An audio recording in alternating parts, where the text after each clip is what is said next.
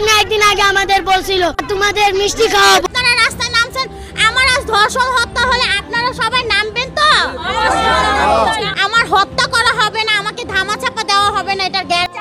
ওদের আমরা বিচার করব, কোন সরকার বিচার করবে না, কোন আদালত বিচার করবে না, আমরা বিচার করব।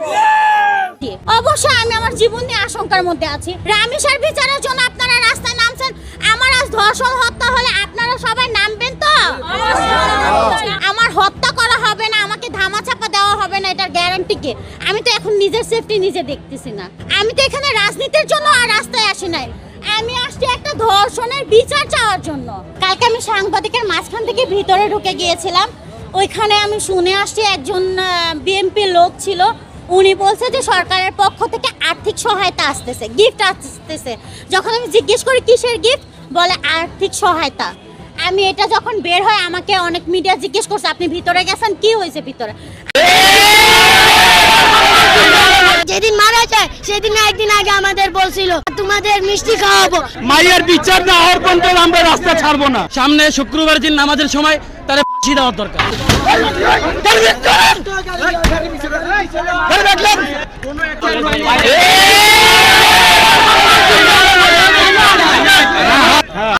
ওদের আমরা বিচার করব, কোন সরকার বিচার করবে না, কোন আদালত বিচার করবে না, আমরা বিচার করব।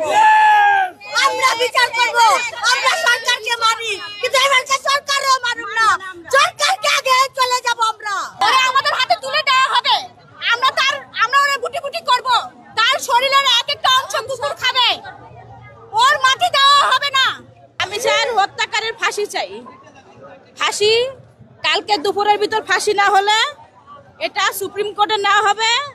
আর যদি রাষ্ট্রপতি তারেক রহমান এটা না করে এটারও ভয়ঙ্কর অবস্থা হবে। আমরা চাই যে আপনার জনগণের হাতে আপনারা ওদেরকে দিয়ে দেন, বুঝছেন? এখন আমাদের বাচ্চার ভয় না, এখন আমাদের ভয় না, আমরা কি বাচ্চাদেরকে ছাড়তে পারবো? স্কুলে যাইতে পারবো, কোচিং এ যাইতে পারবো? ওই সময় কি করবো? মা মূর্খ, এরকম বাচ্চা মূর্খ। সরকার কি করতেছে? সরকার আইতে পারতেছে না, হ্যাঁ? যে নেতারা আইতে পারতেছে না, এদিকে নেতারা কই বাইর হয়েছে? এখন ওদের বাচ্চার হয়তো ওই সময় ঠিকই হয়তো বিচার। আজকে গরিব আছে এই জন্য ওর বিচার নাই।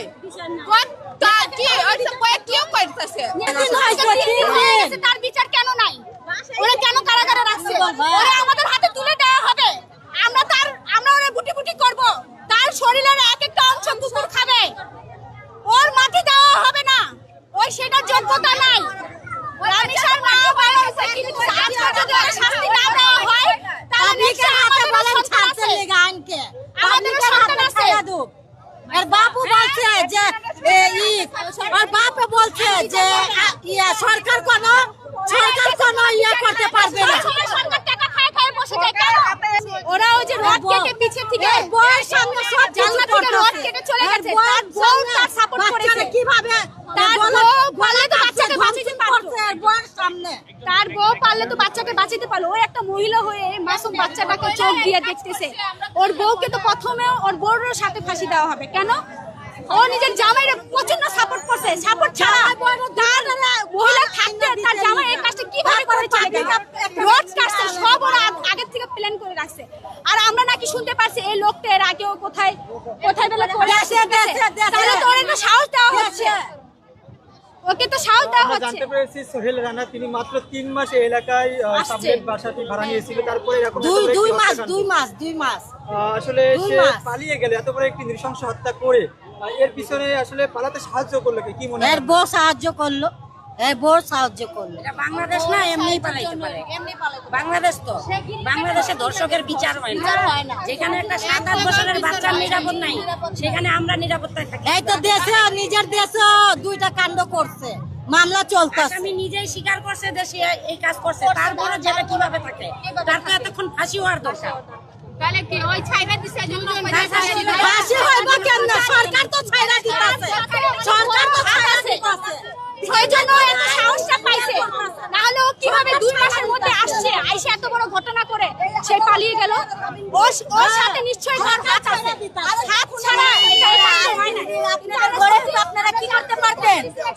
ওদের আমরা বিচার করব, কোন সরকার বিচার করবে না, কোন আদালত বিচার করবে না, আমরা বিচার করব।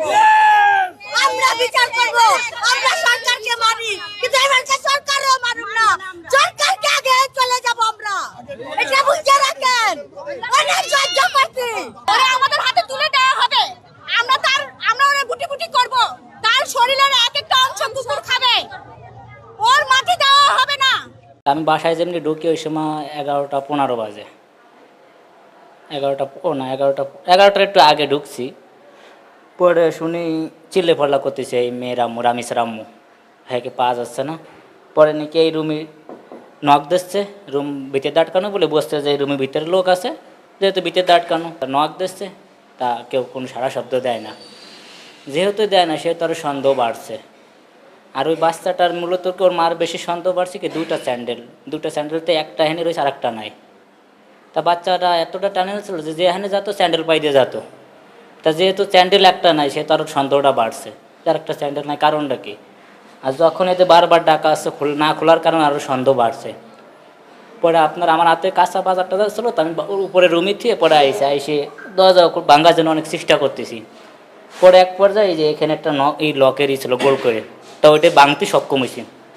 সক্ষম হওয়ার পর এখানে দেখলাম মানে মাথা নিচে করলে চোখ দিয়ে দেখা যায় ভিতরে গলিতে যে কেউ আসে নাকি। তা ওই যে নরপিশাচ যে সোহেল ওর বউ ছিল, এবং ওর বউরে বারবার দেখে ডাকতেছি যে আপু দরজাটা খোলেন। সে আমাকে দিক তাকাই রয়েছে, সব কিছু শুনতেছে, সে দরজা খোলে না, দরজা খুললেই না। পরে এক পর্যায়ে আমরা অনেকক্ষণ মানে দরজা ভাঙার চেষ্টা করে এক পর্যায়ে আমরা ভাঙতে সক্ষম হই ভিতরে ঢুকে